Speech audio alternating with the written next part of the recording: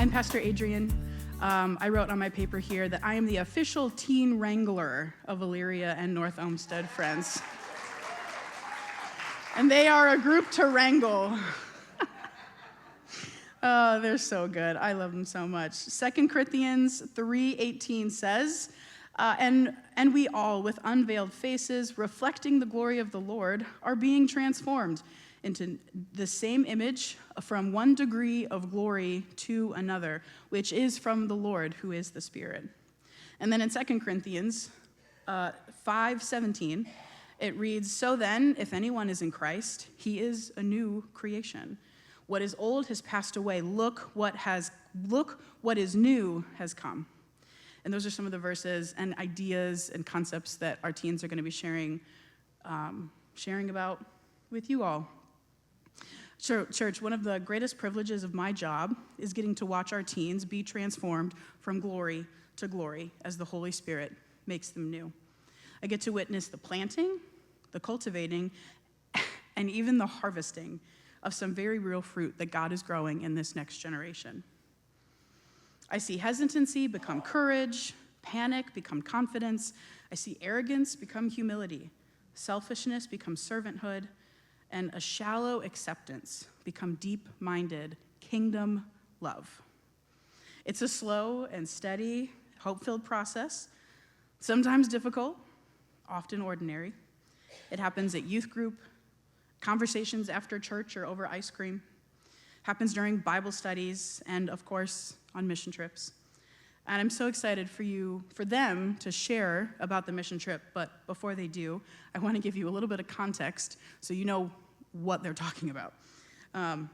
So on July 5th through 10th, the team, we went to Indianapolis, Indiana. I have a very hard time saying Indianapolis.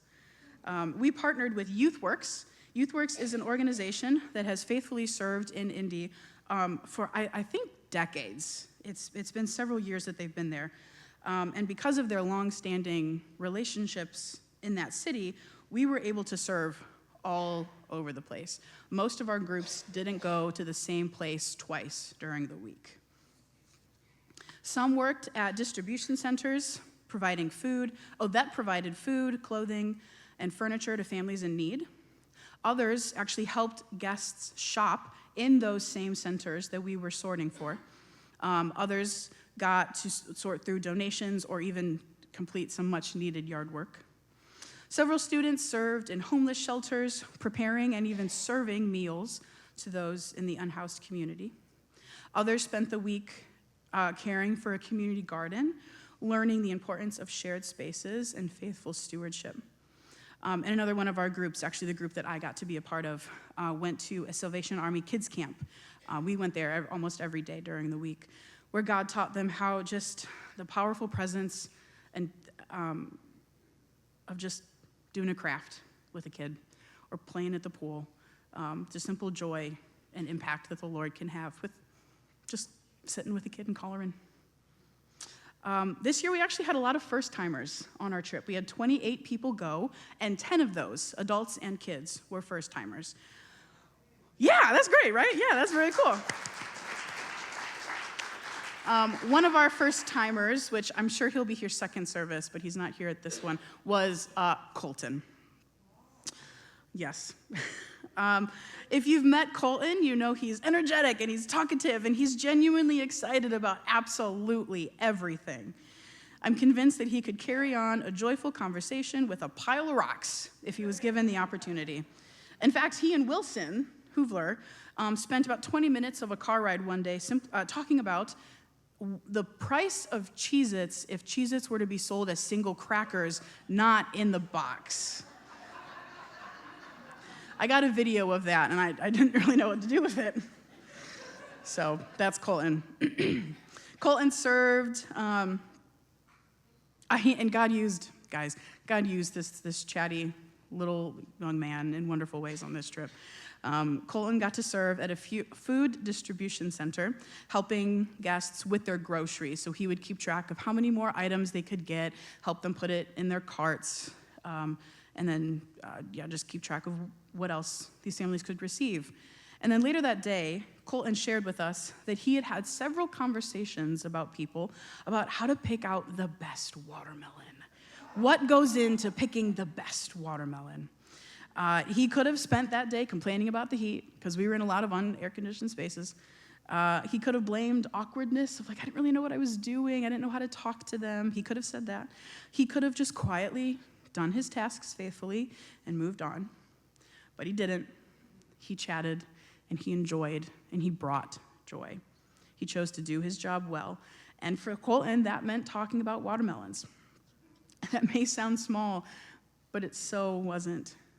Loneliness is a painful reality for many people experiencing homelessness or financial hardship.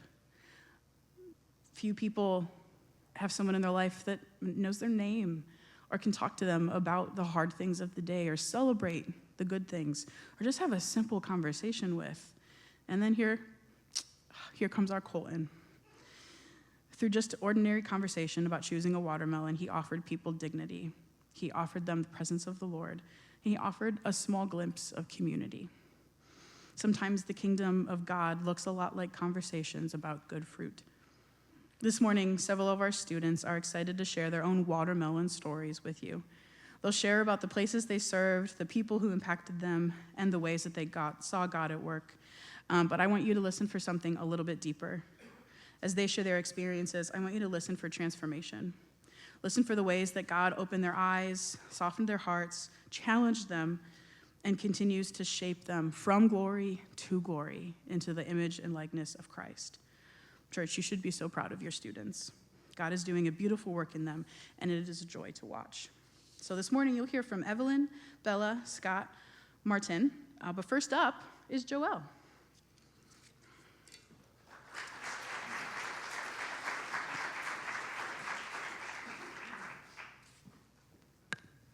Good morning, everyone. My name is Joelle Hoovler. This was my first mission trip with the youth group. Overall, it was a really good trip, and I'm really glad I got the opportunity to be able to go on it. I went mostly because I thought it would be fun. I've enjoyed other smaller service events with the church, and I had multiple friends going on the trip that I would be able to hang out with. Plus, it was my first opportunity to be able to go on any mission trip, and I thought it would be a good experience to get. And while it was definitely filled with fun times, I think God used the mission trip to work through us and do more than I'd originally expected in different ways.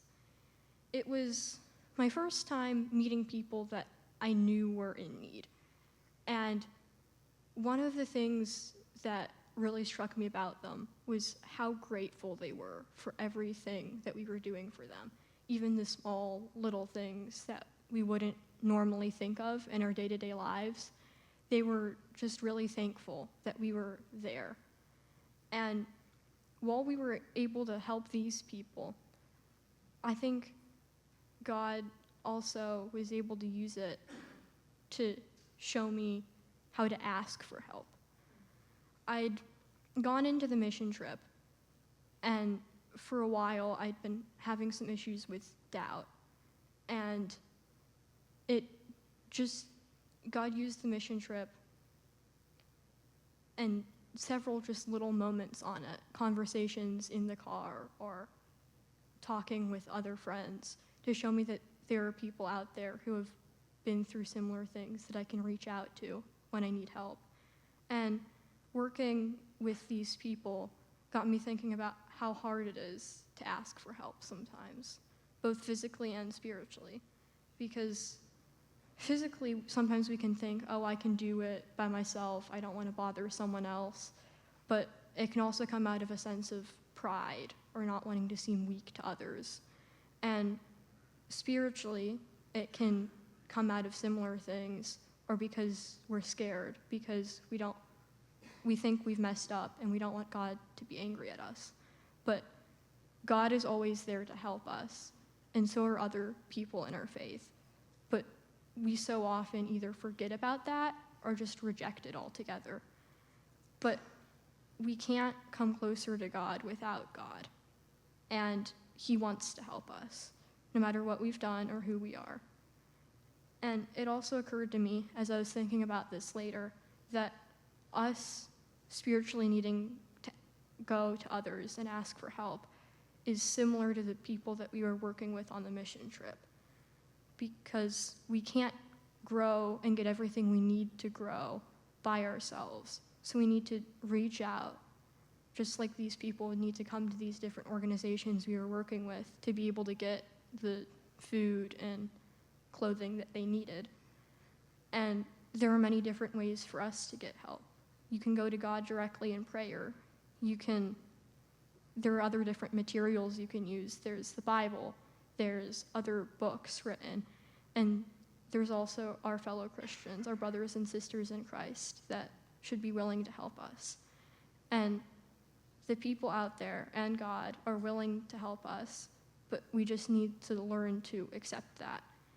And so while I went on the mission trip expecting to help others, God used it to show me how to ask for help and show me that I should ask for help.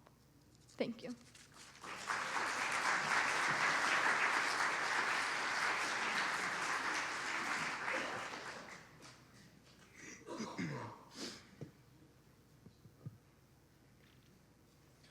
Good morning, everyone. My name is Scott Brewster, and I had the pleasure to go on the 2026 mission trip to Indianapolis. Not only was this my third trip that I have gone on, but this is the third time that I am able to stand up here in front of you all and share about this trip and the pleasures that it brought. Now, before I even left for this trip, the Lord was working in my heart, and between the Sunday that we left and 6 months prior, I was going through a little bit of a rough time spiritually and mentally. So I asked the Lord to show me something. I wanted to become closer with him after I felt like I was drifting off a little bit and I wasn't following him as I should. So Not only did he answer my prayer, but he showed me far more than I thought that he would. Now, the first 2 days that I was there, I was chosen, and for the entire week, I was chosen to be in a group alongside Adrian, as she talked about, in a Salvation Army VBS kind of camp to just be with the kids, play with them. We did everything from playing games like board games, card games, or baking slime, which had a lot of, as it sounds. Yeah. I washed my hair very, very thoroughly that night. We tie-dyed shirts, and shirts that I didn't want to be tie-dyed got tie-dyed. And we went to water parks, we went to playgrounds. We did absolutely everything that a kid would want to do and thought was fun. And the moment that we got there, they instantly ran up to us. They heard us introduce our names, and they immediately ran up to us. There was no hesitation. There was no thoughts of who are these people. They just wanted to play, and they realized that they had us for a week, so they weren't going to waste a moment.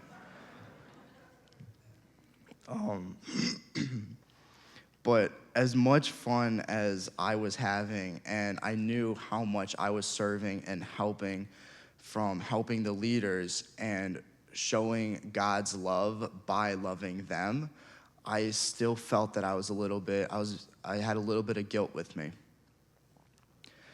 And at that end of the day, during this entire time, these past 2 days, I was continuing to think about what God was going to show me, and I kept wondering when or where or how he was going to do it, and I was putting a time frame on it. Because in past mission trips, I had thought that I had it all figured out in just the first 2 days. I would do like a service with another church. I would go do an activity, and I'm like, yep, I know exactly what the Lord is trying to show me, and I knew exactly what I was going to talk about. But this time I didn't. I didn't have a direct thought that I was going to be able to know what he was teaching me, and it kind of scared me. And at the end of the day, I felt guilty because I heard about all these other groups, how they went and served with like another Salvation Army or a food pantry, a clothing pantry, homeless shelters. And while they were working, I was playing. And I knew I was serving, but it didn't sit right with me. And it wasn't until the end of the second day that we got talked to by it was a pastor from another church, Pastor, I lost it, Ben? Yeah, Pastor Ben. He talked about many great points, and many points that I still think about today, but the one thing that really stuck with me is how we move at 10 miles an hour sometimes, and God's moving at 3. And that really stuck with me because it made me think back to what I was struggling with on when he was going to do his works. And it wasn't that God wasn't showing me anything. It was that I was moving far too fast to actually stop and pay attention to what he was showing me. And I'm looking in one direction. He's showing me things from another direction. So God was there working the entire time. I just didn't pay enough attention to see what he was doing. So from that moment, I slowed down a lot. I felt my speedometer go way down. And I felt so much more at peace because my eyes got opened and I was able to see everything that he was showing me and other people. I had the opportunity to be able to watch friends younger, like Colton, and just the younger kids that are gonna be moving up to be in that older position like I am now. And I saw them have moments with God and moments with others that were they were amazing. There was just so much working in their hearts, and the Holy Spirit was just so powerful. And I hate to say, but that last day came way too fast. I wasn't prepared for it. I've experienced the day 3 times, but each time I'm not ready for it. And being with those kids, all the connections that we made with them, they're relationships and memories that I will never forget, and I can say that they won't ever forget them. One that stuck out in particular to me on that last day is that a kid, he had we'll say he had a little bit of like a behavioral. He was a very energetic kid. And he had a younger brother. He was about 12. His younger brother was maybe 8, 7, something just around there. And they got into a physical fight on that last day at a water park. And I stepped in between them, and I talked to the older brother, and I talked to the younger brother separately. And the younger brother was not happy that someone older was telling him, that was still a teenager, telling him what he did wrong, and he wasn't taking it very lightly. He asked me, why should I apologize to my brother? And I said, because that's what Christ calls us to do. And there was I felt so much like joy and such little silence from him, because I could see the wheels turning in his head. And he went up to his little brother, and he apologized to him, and he gave him a hug and didn't let him go until his little brother calmed down. And I never saw that from him the entire week. That was the first time. And as I was leaving, he ran up to me and said thank you, and was just in tears. And I told him that God loved him. And I think that was the first time he's ever heard that before, because he gave me an even tighter hug, and even more tears rolled down his face. So I'm standing on extremely hot blacktop pavement in bare feet. But honestly, I didn't feel a thing, because that kid was it's a beautiful moment to be able to witness a kid come to Christ. So, yeah, I have words for it, but it's difficult for me to say them fully sometimes. But at that end of that last day, we had a foot washing. And if you've ever done it before, or you've heard about it, you know how powerful those moments are, and how there's so much of a connection with those around you. How we listen to music for 3 hours, 2.5, 3 hours, singing and praying with each other. and fellowshipping, and our leaders washed our feet, and we just got to have an amazing, just peaceful moment with each other and the Lord. And it was amazing to be able to be part of that. Leaving this missions trip, I learned two things. One is that I need to slow down. I need to take time to process, and I need to make sure that I am not rushing forward, because that past 6 months, I spent my entire time rushing past, trying to just get through those days. And the Lord showed me that this is when I need to slow down, and I need to pay attention to what he's showing me, because he's going to show me amazing things. And the second thing was his peace. Through this entire time, not only did he give me peace, but he gave everyone else around me amazing peace.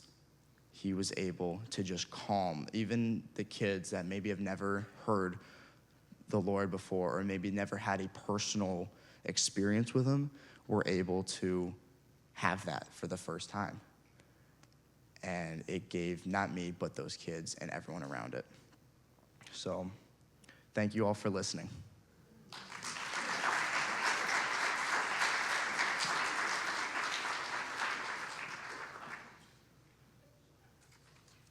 Hi, my name is Bella Davis, and this was my first missions trip. Sadly, it was my last one too, because I did join the youth group really late, but it's okay. I did make, because I was a senior. I decided to go on this mission trip because I thought it was a good opportunity for God to open my eyes. And he did in so many different ways, but I'm here to talk about 2 ways that he did. During this trip, he showed me that we should be grateful for the little things that we have versus what we don't have. And during the last day on the missions trip, my work crew went to a food pantry where we got to help shoppers shop. We got to talk to them, get to know them a little bit.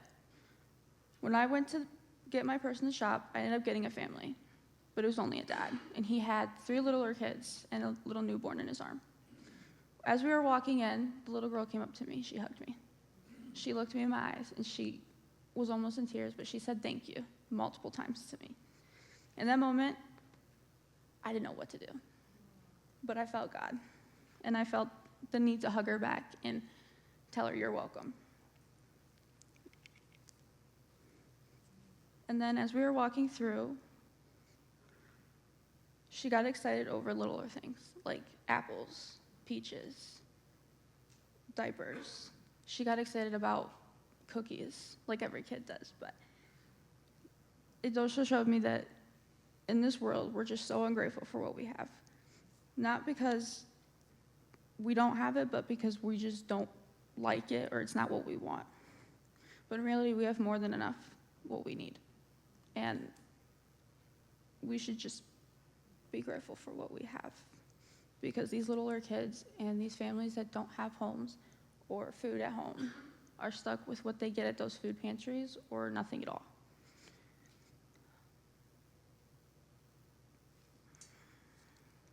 And then on our way home from that pantry, my work crew, we were on our way home from the activity. And in the car, everyone was like, well, we should go stop and get fast food. We should go stop because we don't like the food we have back at the church.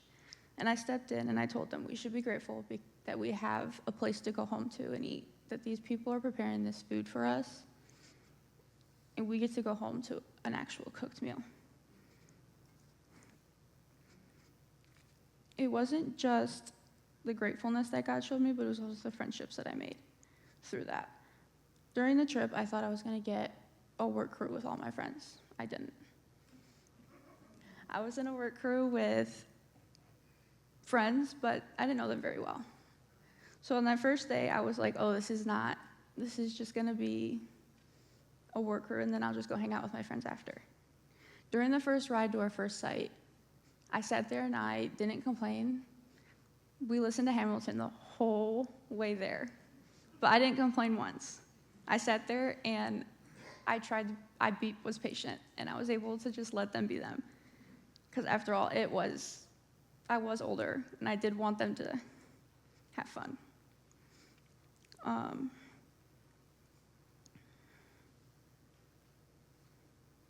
But they were also kind and fun to be around.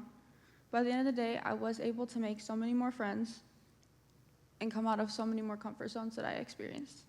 One of them was on the last night, one of the activities we did was called Pacer Props. We'd go around and we'd give little shout outs to people, and we would clap and we'd say Pacer Prop. That night I decided to go up there and lead one of those. Never in my life would I thought I'd do that. Never in my life would I think I'd be up here. But I wasn't scared. I was actually excited and happy. And as I was doing that, I realized it's nothing to be afraid of. It's more so coming out of your comfort zone and finding what fits and you're comfortable with, which also gave me the bravery to come up here and talk about the mission trip.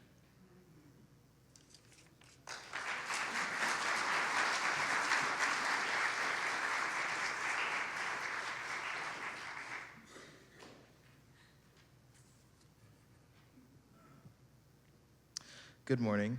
My name is Martin Matamo, and this is my second mission trip. This mission trip felt so special to me because it was the first time that I had ever genuinely felt Jesus. For years in my life, I had always felt like I was on the sidelines with Christ, like I was just too broken because I hadn't had a fantastical story about God speaking to me. It got to the point where I questioned why I was even going to church, still because it felt so hollow. It was a cycle of go to camp, retreat, mission trip, get a tiny little bit closer to God, and then falling deeper into darkness when I was met with the feeling of nothing. Going into this mission trip felt so awkward because I was genuinely questioning if Christ was real at that point. But that all changed when we actually started doing the mission trip work. I was put into a group that would be running a summer camp for kids at the Salvation Army. Immediately, I felt this wave of disappointment. I was going to be playing with some kids while the others got to do actual work. The state I was in with Christ made me really only care about the actual manual labor that I'd be doing that week, so that kind of made me sad. I also felt like such a bad fit for the job, obviously. Even after a whole week of being a leader for VBS, I still felt like I was subpar at handling children because of my overall awkwardness. Those thoughts didn't really change even after the first day working with the kids. I felt like everyone was doing better than me, and I was falling behind. It also didn't help that I was the youngest in the work crew. I was 15, and the others were about 17 to 18, which is what they needed, but still. It was only until the second day that Christ revealed things to me. On Tuesday, our second day of service, a kid who hadn't attended camp the day before was introduced to me. This kid had behavioral issues, to say the least, and was more difficult to handle than the others, even for the staff who knew him. This little boy arrived late, after the craft time was coming to a close. The craft that day was making slime, so a staff member asked me to help him make his own slime, and I accepted. There really wasn't any other options, but still. Instantly, I noticed something different about this kid, with his more aggressive and assertive behavior. Most people in my situation would probably brace themselves for a stressful moment, but for me, it was different. I just went along with the kid, helping him do his craft. It soon turned into me finishing his slime while he played with water and glitter, calling it his own slime. But I just continued and kept with him until I was able to get him to clean up the mess he made. I spent a lot of time with him that day, and over time, he became more antsy and aggressive. But even through this behavior, it was easy for me to stay calm and collected the entire time. On the car rides and youth gatherings, others in my group were excited to share about our time with the kids. And it caught me off guard when they shared how well I was working with the little boy. At that point, I hadn't even noticed how well I was doing before they told me. It all just came so naturally that I didn't notice anything was different. This trip showed me the patience God has given me for hard situations. I like to think that I have a very analytical mind when it comes to observing things around me, which often causes me to notice everybody else's traits and abilities, so much to the point that I forget about mine. I always thought that kind of made me weird and kind of creepy, but this trip showed me that my attention to detail is more a superpower than a flaw. Over the next 2 days with the Salvation Army kids, I started to feel more and more content with myself than I had ever felt before. On the drive back from one of our sites, it was apparent to me that that was no coincidence that I felt this way. It was the Lord showing me everything that I was missing for years, for most of my life. I had felt that I couldn't feel Christ the way others did, but now I could see that I needed to trust in his timing. On the last night of our trip, we did a foot washing ceremony, and I realized that everything that God had been working in me led to that moment with the Holy Spirit. During Kids Camp in 2024, I was a junior staff member for the first time, not a camper. It was also Pastor Adam's last camp as children's director pastor, and he gave us all lasting messages as a way of saying goodbye. He gave me the word contemporary, using it to describe me by saying I was living in the present moment and had so much to bring to the world. I had no idea what that meant until the foot washing on the mission trip 2 years later. Then, in 2025, the fall retreat theme was Jubilee. On the last night, I was still struggling to connect with Jesus. I wasn't sensing his presence even after following him for so many years. I went to Adrian and asked her, why can everybody else feel him but me? I explained I felt left out, sidelined. While everyone around me could see Jesus, I couldn't. All I felt I could do was spectate and observe. So Adrian asked me, how about you see Christ in the things you observed? But I still struggled to have that make sense until the foot washing on the mission trip a year later. Something clicked for me. I saw that the Lord allowed me to observe the world and people around me so that he could teach me the plans he's laid out for my life. He showed me that the things I thought were flaws were actually strengths. After years of observing others, I finally observed myself. I finally realized that God was showing himself to me the whole time, just in a way I wasn't ready to receive yet. I never thought I would see God work so deeply through a child with behavioral issues, yet he did. I respond to that little boy uniquely, just like my relationship with God is unique. And perhaps the Lord intentionally made me that way. This trip showed me so many different things about myself, and the Lord that I hadn't known before. I strengthened meaningful bonds with others like never before, and overall, I just feel completely different after that trip. Truly, I have been made new. Thank you.